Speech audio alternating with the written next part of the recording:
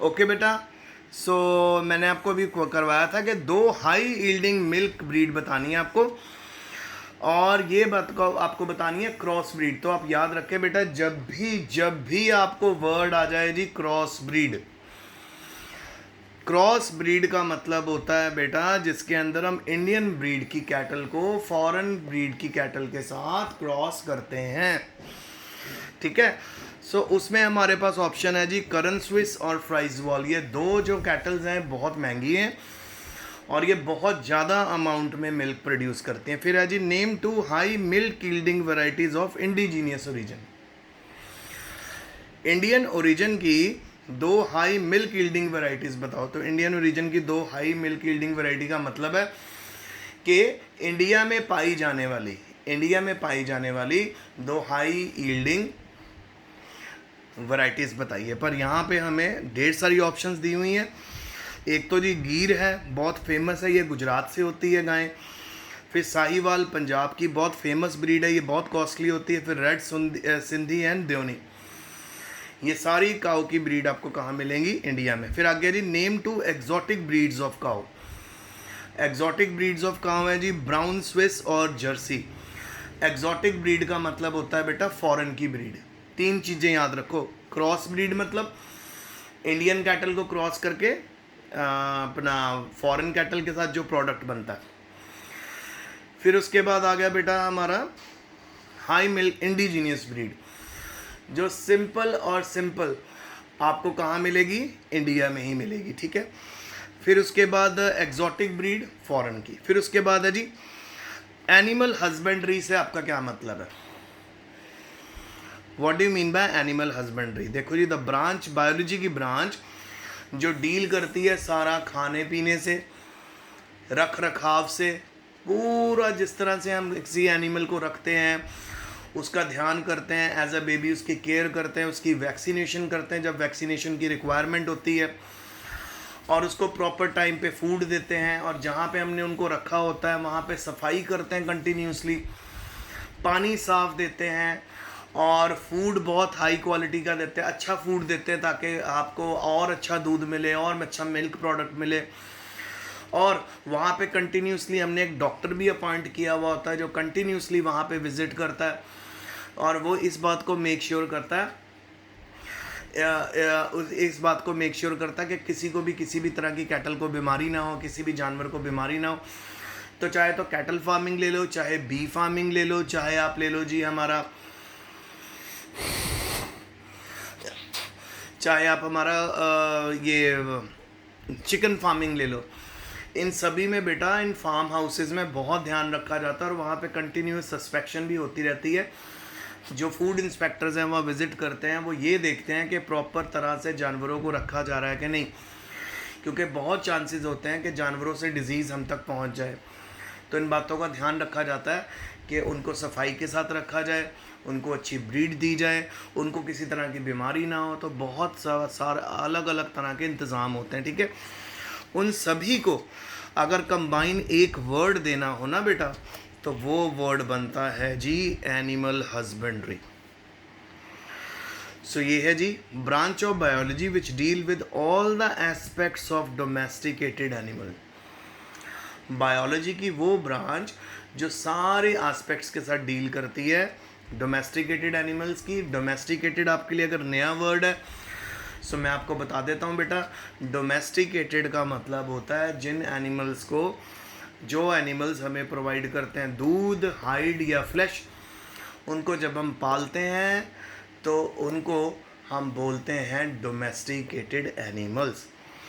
उसके बाद what is white revolution? आपको मैंने पहले ही बोल दिया था कि वाइट रेवोल्यूशन का मतलब होता है जब एकदम समय के साथ एक लार्ज प्रोडक्शन स्टार्ट हो गई मिल्क प्रोडक्ट्स की, उसको वाइट रेवोल्यूशन बोलते हैं। White revolution means rapid increase of milk production. एकदम मिल्क प्रोडक्शन का बढ़ जाना कहलाता है वाइट रेवोल्यूशन। फिर 2 डिजीजेस बताइए पोल्ट्री की। पोल्ट्री मतलब चिकन से रिलेटेड 2 डिजीजेस बताइए। एक तो है जी रानीखेत नाम की बीमारी है और टिक फीवर नाम की बीमारी है। सो ये बड़ी डेंजरस डिजीजेज है। तो जब भी हम कभी मीट लेते हैं तो हमें अच्छा मीट मिलता है। उसके पीछे रीज़न क्यों है? क्योंकि उसके पीछे है क्वालिटी कंट्रोल। इस क्वालिटी कंट्रोल को बेटा जो गवर्नमेंट है उसने सेट किया हुआ है। अगर ये क्वालिटी कंट्रोल ना हो तो बेटा जैसे ही हम चिकन खाएं तो हम तो मर जाएं या हमें कोई ना कोई बीमारी हो जाए। पर अब क्वालिटी कंट्रोल अच्छा होने के कारण हमें इस तरह की कोई प्रॉब्लम नहीं होती और हम अच्छे से सर्वाइव कर रहे हैं। जो चिकन के अंदर बीमारी है जी, रानीखेत और टिक फीवर जो है वो मेन इसमें आपको देखने को मिलती हैं। फिर उसके बाद हम आगे पहुंचते हैं, define inbreeding and outbreeding. Inbreeding का मतलब होता है जी breeding between animal of same breed. Outbreeding का मतलब होता है cross between animal of different breed. अगर तो हम इंडिया के अंदर इंडियन ब्रीड की काउस को आपस में ब्रीड कर रहे हैं, क्रॉस कर रहे हैं, वो कहलाएंगी जी आपकी इन ब्रीडिंग। अगर इंडियन काउ को क्रॉस कर रहे हैं हम फॉरेन की किसी काउ के साथ, वो कहलाएगी हमारी आउट ब्रीडिंग। ठीक है। फिर उसके बाद है जी name 2 indigenous breed of fowl. तो फाउल की 2 इंडिजिनस ब्रीड है बेटा, एसल एंड ब्राह्मा, ये 2 ब्रीड इसकी है। फिर नेक्स्ट है जी what is the advantage of exotic breed over indigenous breed of fowl. What is the advantage of exotic breed over indigenous breed of fowl. Exotic breed जो होती है ना बेटा, जो फॉरेन की ब्रीड होती है, वो फीड कम लेती है और ढेर सारे अंडे प्रोड्यूस करती है। ठीक है। कम ब्रीड लेके ढेर सारे अंडे प्रोड्यूस करना, तो ये एक तरह से इकोनॉमिकली हो गया, फायदे वाला सौदा ही हो गया। इस करके जो फॉरेन ब्रीड है उसको ज़्यादा बेटर माना जाता है। फिर लेइंग पीरियड क्या होता है, the period from sexual, laying period क्या होता है, the period from sexual maturity till the end of egg laying.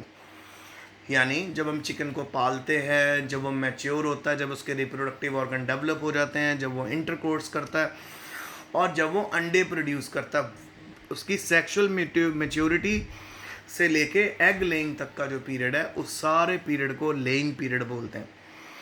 फिर बेटा लास्ट क्वेश्चन आज का है, आपको कुछ टर्म्स है उनको एक्सपैंड करके बताना है। एक है जी NDRI, national dairy research institute. ठीक है। फिर उसके बाद आ गया बेटा आपके पास AITC, agriculture information technology centre. फिर आ गया जी SCP, सिंगल सेल प्रोटीन। फिर आ गया जी MOET, multiple evaluation embryo transfer technology.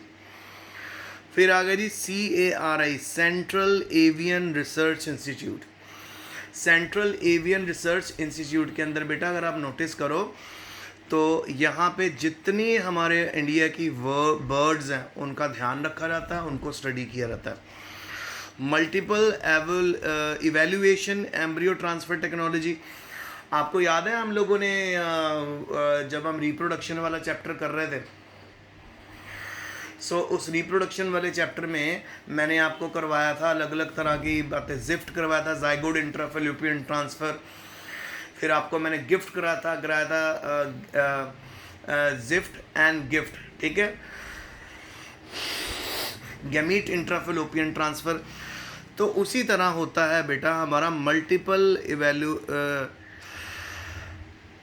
Evolution embryo transfer technology. इसमें क्या होता है बेटा, एक बहुत ही हेल्दी और अच्छे करैक्टर वाले मेल काऊ के सीमन को इंजेक्शन में भर लिया जाता है, कलेक्ट कर लिया जाता है उस मेल से, और उस इंजेक्शन के through more than 300 cows, female cows को इंसेमिनेट कर दिया जाता है। इंसेमिनेट का मतलब होता है उनका सीमन ट्रांसफ़र कर दिया जाता है उसके अंदर। ठीक है।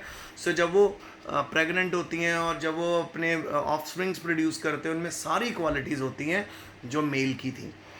तो एक सुपर मेल चूज़ करना, उस मेल का सीमन इजेक्ट कर लेना और उस सीमन को इंसेमिनेट कर देना ढेर सारी फीमेल के अंदर।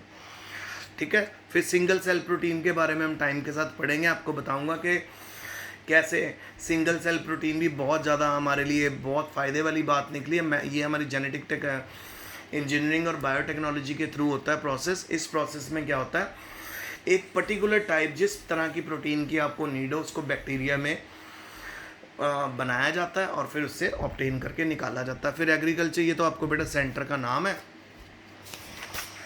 और स्टार्टिंग में भी नेशनल डेयरी रिसर्च इंस्टीट्यूट वो इंस्टीट्यूट है जहाँ पर ऑल ओवर इंडिया की डेयरी क्वालिटी को ध्यान में रखा जाता है। तो आज का लेक्चर हो गया बेटा, ये 2 पार्ट में है क्योंकि फर्स्ट पार्ट के में थोड़ी मुझे प्रॉब्लम आ गई थी। सो आपके पास मैं 2 पार्ट आज भेजूंगा, तो आप ध्यान से सुनना, समझना और इन क्वेश्चन आंसर्स को अपनी कॉपी में अच्छे से लिख लेना। Stay home, stay safe, best of luck and study hard.